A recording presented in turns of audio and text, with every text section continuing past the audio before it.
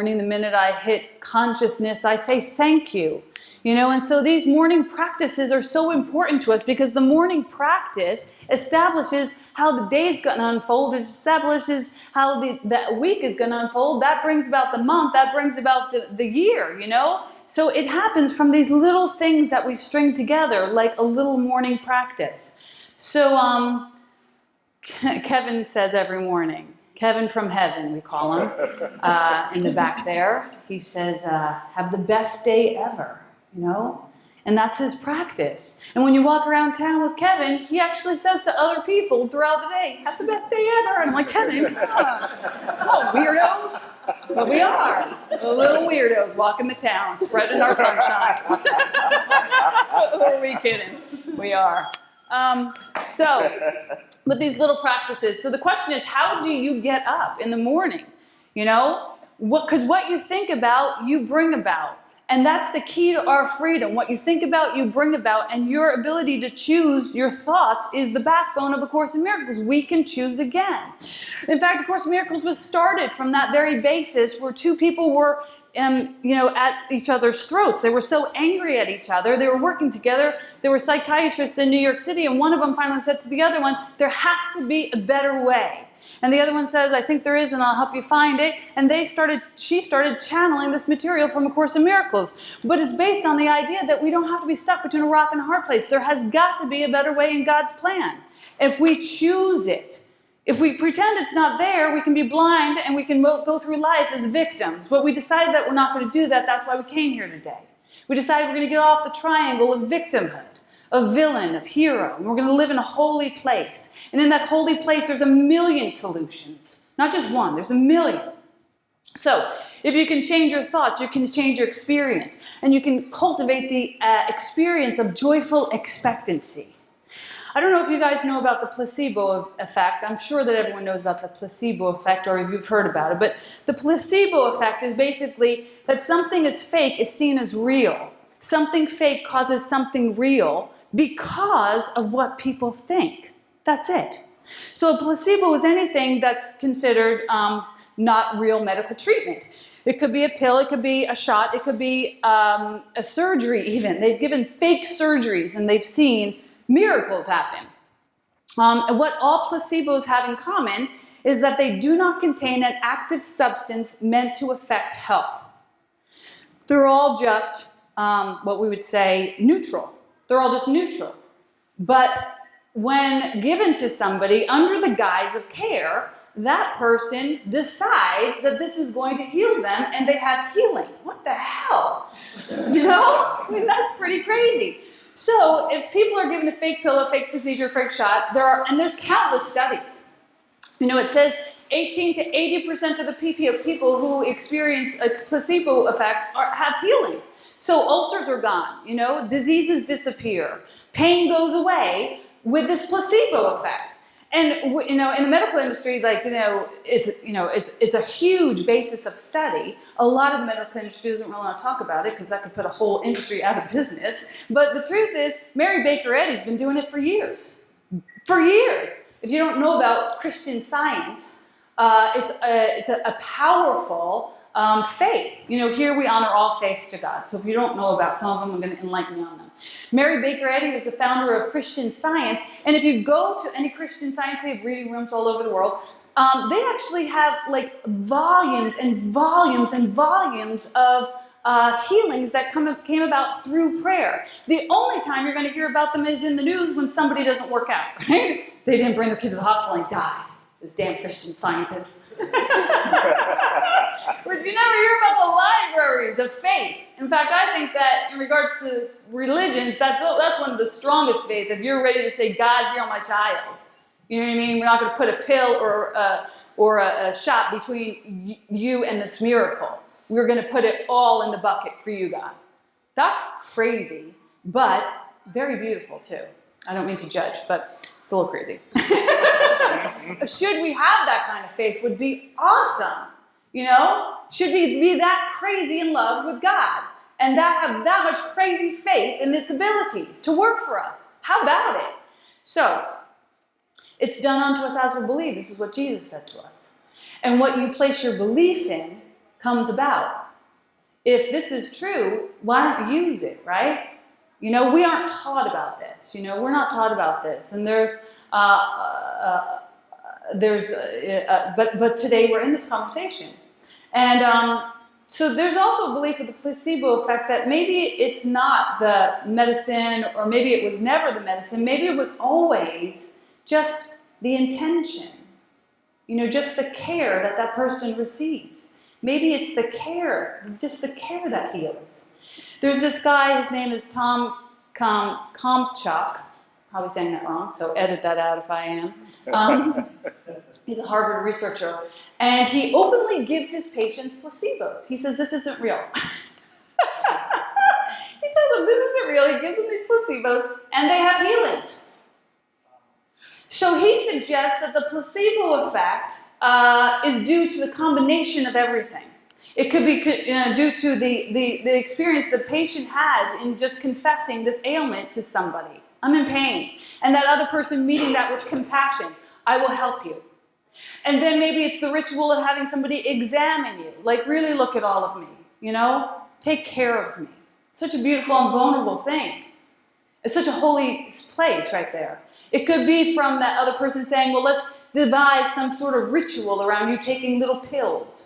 And we'll pretend that these are going to heal you. But all along we know it's care. Because it's a fake pill he's giving them. And this is working. So that's the idea. And if we really believed in that, and if we really looked at that, we could say we already have the ability to heal ourselves and each other through care. There's another doctor, her name is Dr. Lisa Rankin, and she's done a lot of TED Talks. If you're not into TED Talks, check them out, they're really great.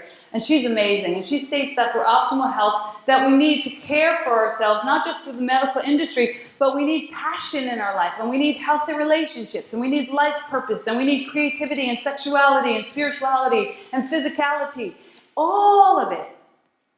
We need to look at our health as a whole picture, not just a slice in the pie. So there's this really great little story about this little boy who's happened this past weekend. No, it didn't. I'm just going to say it did. Happened this past weekend at the Cubs game. I'm so out of the loop with the sports. So it was the Cubs game, right? Well, anyway, can't lie very well. So he goes to his dad. Come on, Dad, let's play. And his dad's like, no, the Cubs game. It's the game. I need my attention for the game. So the kid's like, come on, Dad, let's play. And finally, the dad sees a newspaper on the table, and on it is a map of the whole world. And he's like, okay, here, I'll play a game with you. He takes the map, and he rips it into 100 different pieces, and he puts the kid in the kitchen table and sits down and says, here's some tape, glue back the world together. And he's like, ha-ha, just brought myself a couple of hours, right? I'm going to be able to enjoy the Cubs game. So the boy comes back in a couple of minutes, about 15 minutes, and he's got the whole world put back together. And the dad's like, what the heck? And he said, how did you do that? Do I have a genius here on my hands? And he said, no, Dad, on the other side of the picture was a picture of a man. And I just put the man back together. And that brought the world back together. And that's how we're working with this philosophy, we can heal the world when we heal ourselves.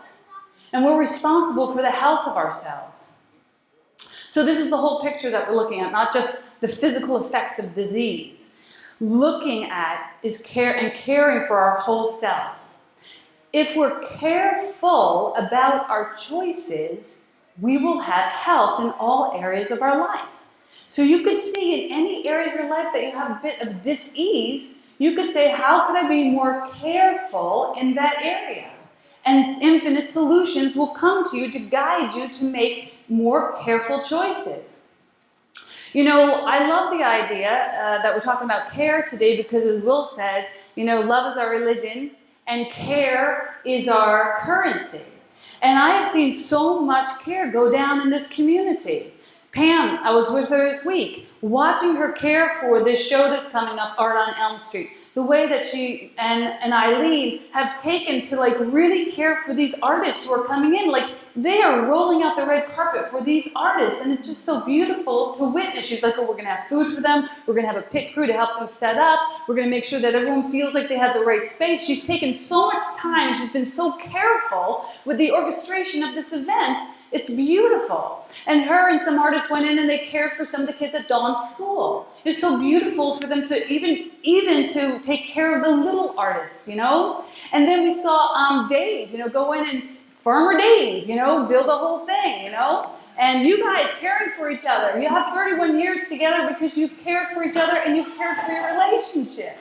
That's so beautiful.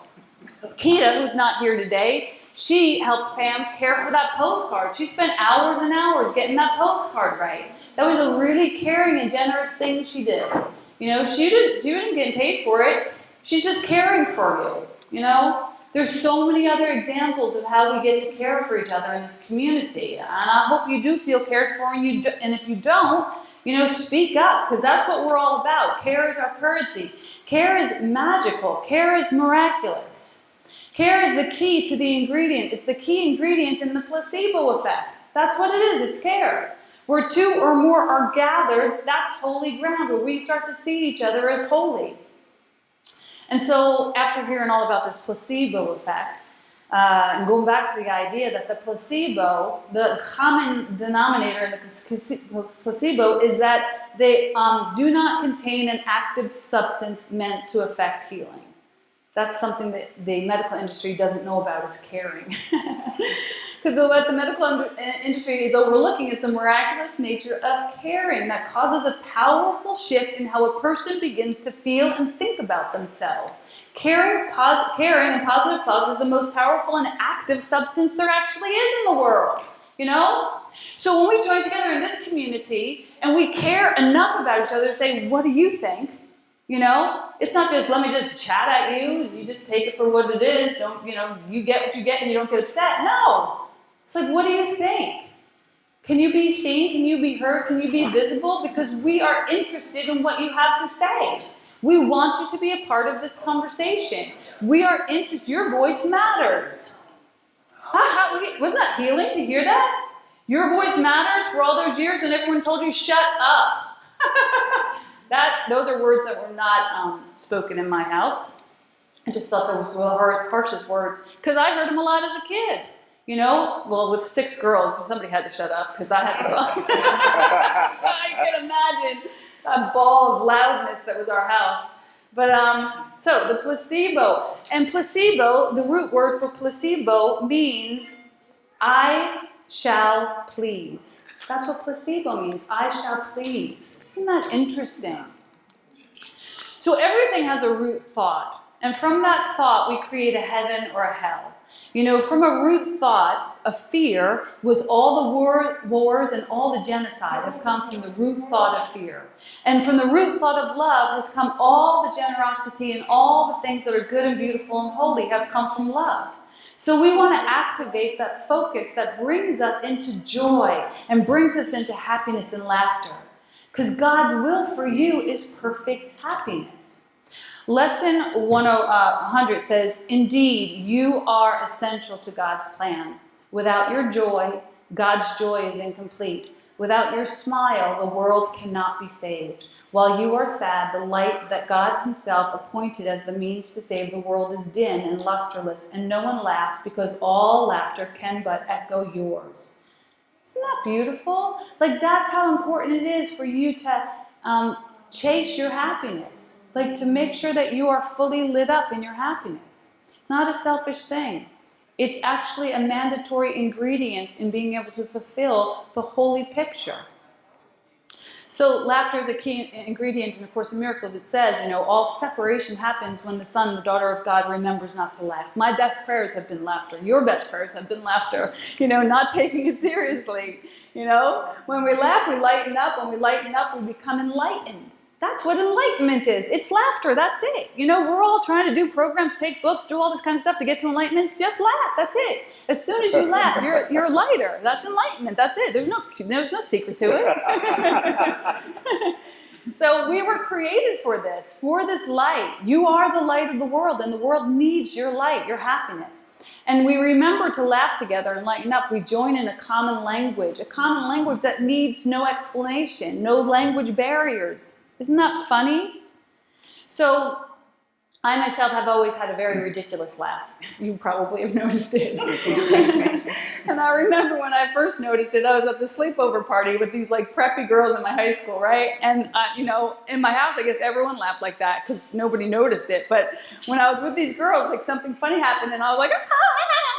And all of a sudden, I looked around, and I was the only one still laughing, and everyone else was staring at me like, what was that? I think it was nothing. I was like, what was what?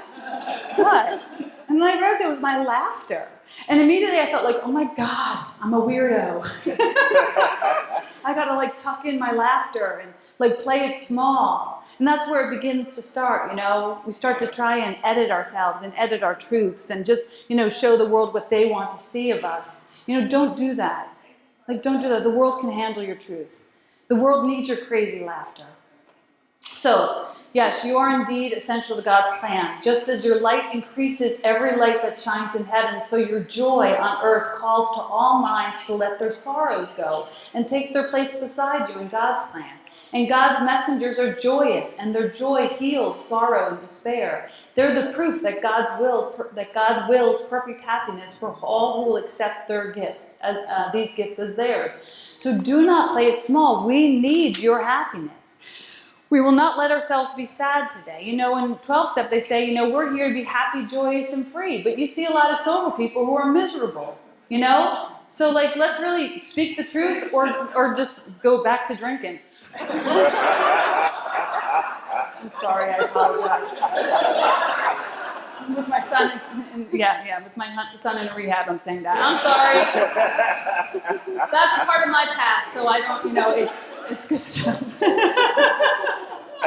So, God's plan as well for us is, so it says God's plan as well as to our vision. So God's given each of us a vision. We each have a vision in God's plan. And happiness, our happiness is the gas in the tank that fulfills that vision. Sadness is not going to get us there. Sadness is going to help us stall out and not move forward. So thus do you fail to show the world how great the happiness God wills for you, and so you do not recognize that it's yours. Today we will attempt to understand joy as our function. You are God's messenger today. You bring his happiness to all you look upon, his peace to everyone who looks on you and sees his message in your happy face. So it's basically like saying, like, be a happy calling card for love. Be a happy calling card for God. There's more of lesson one, but I'll stop reading it because basically it's saying, you know, expect to meet your own brilliance today. Expect to a belief in things yet to come. You know, expect things to be good, wonderful, exciting, abundant, and joyful. Let go of the addiction to terrible, tragic, traumatic, toxic, and trying. And then the other T words that are bad. So Trump. Oh!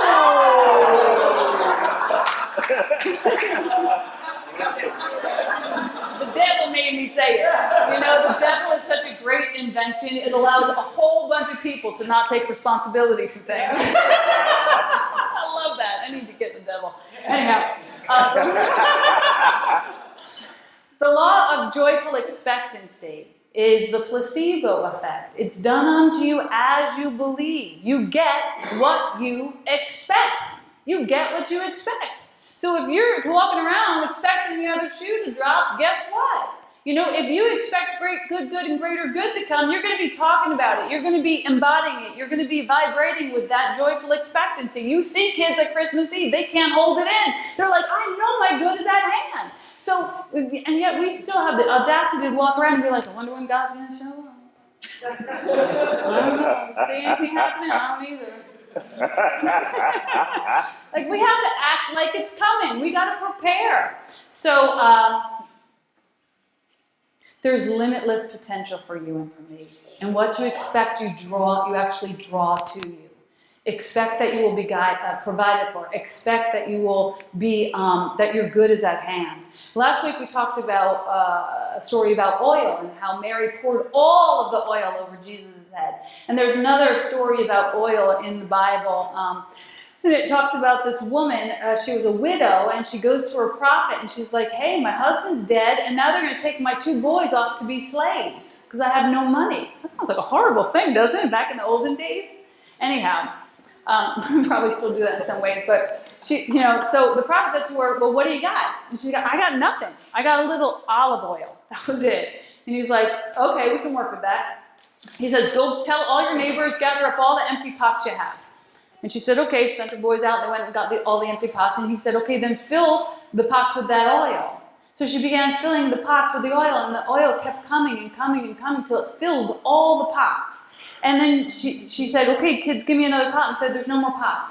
And she said, okay, I filled all the pots with the oil. And then she went back to her prophet, and she said, now what? And he said, now take all that oil and go sell it. And then your sons will live off of that as well. So she prepared for it. She said, God, where do you want me to go? What do you want me to do? What do you want me to say? And then she did it. She did it. She asked for directions, and then she did it. It's as simple as that. You have the same GPS within you. All you have to do is tap in and say, hey, where do you want me to go? What do you want me to do? And what do you want me to say? And then do just that and nothing else. And don't argue with it, right? And don't get on Facebook wasting tons of hours being like, oh, I'm doing some research. I'm going to tell you a story about my own walk with that joyful expectancy. When I first moved here with Will, we were actors, and we were, getting paid the big bucks. Kathy knows about that. Those high times when you just walk in, do an hour worth of work, and then you could live off that for the rest of the year.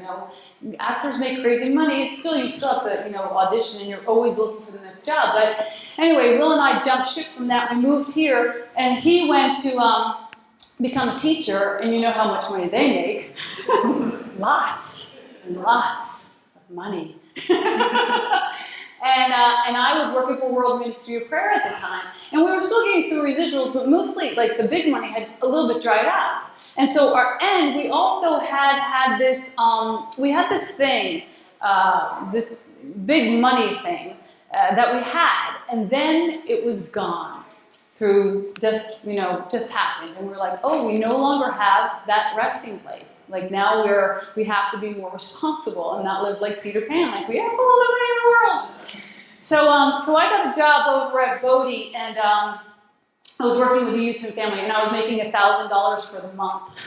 Oh my God. But I was so happy to work there, because I was doing what I love to do. I was working with kids. I was teaching spiritual principle. And one day, this woman came to the church. Her name's Edwin Gaines, and she was a teacher of prosperity. And she said, this is what you need to do. You need to forgive everyone everything. You need to tithe 10%. You need to set goals, and you need to expect your good. And I thought, yeah, I'm going to do all that because she's embodying this and she's doing it really well. So I'm going to do all that. Plus, I'm going to show up like I'm making $1 million. So I showed up at my job on a Wednesday, which I usually don't work on a Wednesday, but I showed up on a Wednesday, and all of a sudden, while I was in the youth program, this meeting descended on me. It was the funniest thing. And they start setting up chairs, and I'm like, what's going on, guys? And they're like, oh, it's a 12-step meeting. And I'm like, oh. And they're like, you can't stay here. And I was like, well, I came to work, and it took me an hour to drive in there. And I was like, I just want to get this work done. And they're like, no, you have to leave. And I was like, I'm in 12-step. And they're like, really? And I'm like, yeah. So I sat down in the room. I just wanted to stay in the room so I could get my work done. I had no plan of participating. It was an under-earners meeting, right? So I'm sitting there doing my work, filing stuff, and this guy sitting next to me giving me the hairy eyeball. And I'm like, trying to ignore him, and I'm still getting my work done. Finally, I couldn't ignore him. I was like, what's up? Is this bothering you? He's like, yes, it is. So I was like, God. I put it underneath my chair, and I'm like, I can't leave now because it'd be so embarrassing. So I'm stuck in this under-earners meeting, and I do not qualify at all because I think I have a lot of money. So funny. So I start hearing these things from the program. I'm like, oh my God, this is exactly where I'm supposed to be. So I talked to the guys, and I'm like, I think I qualify. I said, okay, let's set up a visioning for you. So they set this visioning up, and they're like, ask me this question: if money were no option and you knew you couldn't fail, what would you be doing? What would your life look like? And how big is your God? And I was like, those are some big fat questions. And so I got to sit down with them, and they worked through it, and they were like, and anything, I said, I want to have a spiritual community where I take a class and I teach a class. And I want to be the teacher. I don't want to be the guy down in the basement teaching the kids. Not that that's a bad thing, but if money's no option, I knew I couldn't fail. I was reaching. They're like, anything else? I'm like, yeah, I want this, this, and this. They're like, anything else? And finally, they were pushing me to the limit. I'm like, what else could I possibly want? And I said, I would like a lifetime supply of Jo Malone perfume. So they said, okay. We prayed over it, tucked it away. And I go on, but I start moving through life in a different way. I start moving using those tools from this program and using the philosophy of moving and actually tithing and actually showing up expecting greater good. And it's still like this. I'm still in that program. I'm still finding my way through it. But the interesting thing is that it works. It works when you work it. So I during that time, the conference, Course in Miracles conference, came to town, and I didn't have the money to buy a ticket. It was like $500, and I was like, I don't have the money to buy a ticket, and I can't put it on my credit card. Like that would just be irresponsible. Like I have to be honest. I'm working this program now. I have to be honest. I can't go. And everybody I knew was going to the conference. It was like a Cinderella ball, and I was like left, cleaning up after stepsisters. So I kept checking in. Holy Spirit, am I supposed to buy a ticket? No. So 2 days before the conference, this guy called me. He says, Maureen, I got a free ticket for you. And I'm like, whoa, all right, God is good. So I go off to the conference. He goes, there's a condition. You have to hug me every day. I'm like, okay, whatever. And he's like, and you can't leave the conference. And I was like, no problem. Like, I'm going to the conference, right? So I go to the conference, and during the conference, one of my friend's dad had passed away, and she was doing a ceremony for him up the block. And she said, hey, Maureen, it's right up the block. Can you come and just, show support? And I was like, I can't leave because I told him I wasn't gonna. And then I was feeling guilty. And I went into this class, and this guy was teaching this class on A Course in Miracles, and he talked about eradicating guilt. He's like, you cannot make your decisions from guilt. You have to move in love. And I was like, wow, I have an opportunity to practice that. And I stood at the door of the conference, like, I step out and I feel guilty. I step in and I feel guilty. And I was like, what would love have me do? And I was like, I'm leaving. I'm going up to see my friend, I had taken notes from all the great teachers there, but I kept my notebook with me. I went up to the funeral home. I sat down. I got to listen to her dad's life. His name was Frank. He was amazing. And they were saying, Frank didn't make anyone feel like a stranger. Like everyone he met, he embraced. Like the guy he got a taxi cab ride with ended up at his daughter's wedding. Like he just had friends all over the place. Even he was a politician, and the guy he would debate against his entire career came to the funeral and was like, this guy was a worthy opponent. He was a good man. Like he made me be a better man. And I was like, wow, this was a really good classroom. I'm glad I didn't miss it. So I didn't have any money, but there was a department store across the street, and I was like, I'm going to go over there and smell myself some Joe Malone. I'm going to put all this free sample. I'm going to douse myself in that good stuff. So I go over there, and this woman's behind the counter, and she's kind of got weepy eyes. And I'm like, hey, I'm spraying myself with perfume. I'm like, you okay? And she's like, oh my God, my daughter's driving me crazy. My sister just got cancer, and my daughter's being a pain in the neck. And I'm like, cancer, it's no big thing. My husband had cancer, my mother-in-law had cancer, I had cancer, it's whatever. You can kick cancer's butt. And she starts laughing. And she's like, I really wanted to be a surfer in California, and I'm selling perfume. And I'm like, and she goes, but I'm 50. I go, my sister Mary's 50. She's in California, and actually she surfs, I go, it's never too late for you, Mary Pat. She goes, oh my gosh. She reaches under the counter, and she puts a whole handful of samples up on the counter. And I'm like, wow. And she goes, yeah. She goes, I can do this. It's part of my job. And she puts it in a bag. So we keep talking, and while we're talking, 2 more times she reaches down and gives me handfuls of the samples of Joe Malone. I leave there with like $100 worth of samples, and I'm like, oh my God, God is good, right? So I go home, and I'm using the samples, right? And my life is expanded in a great way, and I am manifesting, the things of my dreams and my desires and my vision with God. And about a year in, I do this mastermind group for some other people, and one of the women when I'm at the very end, I'm like, I wonder how God's going to bring me my Joe Malone. This woman gives me a whole bottle for Christmas, right? I go through that bottle, and I'm not handed. I go, I wonder how God's going to bring me my Joe Malone. Sally Ann sits next to me right there at a Course in Miracles class. She's sitting next to me. She goes, I got something for you. I go, really what? She goes, it's out of my car. I go, well, I can't wait to see what this is. We go out the car, she gives me a whole bottle of Joe Malone. I go, you gotta be kidding me. I go, this morning I was saying, God, how are you gonna bring me my Joe Malone? And here you are sitting right next to me, delivering it right to my hand, right? She goes, oh, I don't like the scent. I'm like, well, I do. I'm almost at the very end of it, and my daughter Billy calls about 2 weeks ago. She goes, I'm at a backyard sale. There's a bottle of Joe Malone. I am not kidding. I'm not kidding. So God is that good, but we gotta really recognize that we gotta ask God for our good, push it to the edge, and allow ourselves to have a symbol of prosperity. For me, it's Starbucks and Joe Malone. And today, just put it out there. Alma brought me to Starbucks this morning. Thank you very much. It's my new favorite liquid. I used to go for something a little stronger, but now it's Joe Malone and Starbucks. All good. So you know, this isn't just a story. These are synchronicities where God is lining your path with the same thing. Like, we want to activate that spirit of prosperity. We want to get out the jars. We want to set the table. You know, there was a story that my sister told me this morning that this town was in a drought. And the preacher said, come on, everybody, we're going to go to the center of town. We're going to pray, we're going to pray for this rain. And they're like, yeah, we're going to do this. We're going to pray for this rain. They all showed up in the center of town. Only one little kid showed up with an umbrella. The rest of them hadn't set the table. You know what I mean? So we have to come prepared. We have to come prepared for our good. Get out the jars, set the table, get your umbrellas, expect your good. Do not, you know, I'm going to close with this, and then we're going to get to talking. There's a quote that I read this week, which I thought was beautiful. It says, do not be afraid. It's from the Bible, Luke 12:32. Can you believe I'm quoting the Bible? Things are getting weird. It says, do not be afraid, little flocks, for it's your Father's good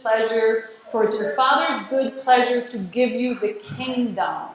Do not be afraid, little flock. It's your Father's good kingdom to give you Father's good pleasure to give you the kingdom. You know, and I thought about us, because we're a little flock. You know, we got 30 to 45 people here every week. That's small, you know. We're not like some huge body of, you know, we're a little flock. You know, and though we're small, we're mighty. We're so mighty. We have so much prosperity here in the way that we care for each other, in our consciousness. You can walk in this room and feel the vibration of love in here. You can feel that there are people sitting in these seats that are fully awake. And we're ready for our greater good. We're expecting it. We might hit dry patches. We might have rough patches, but we are still moving forward. So we're bold in love. We're generous and caring. We expect miracles. And a miracle, in my opinion, is an expansion of God's love that requires no sacrifice. We don't need to give anything up to get it. No, God doesn't play that game. No sacrifice. We have every right to expect a good and a greater good. And this is life's one big placebo effect. You know, it's taking something fake and making it real. The placebo says, I will please. That's what the placebo says, I will please. And God says the same thing. It's my good pleasure to bring you the kingdom if you believe in me. That's it. That's the word. So what do you think? I would love to hear from you. Leave a comment below, or you can go ahead and sign up for our newsletter at speakeasyspiritualcommunity.com so we can keep the conversation going. Because Speakeasy is all about engaging in engaging conversations. Everything is better when we all share our voice. I'm Maureen Muldoon, your spiritual vixen, reminding you to love more and fear less, and don't forget to laugh. What do you say?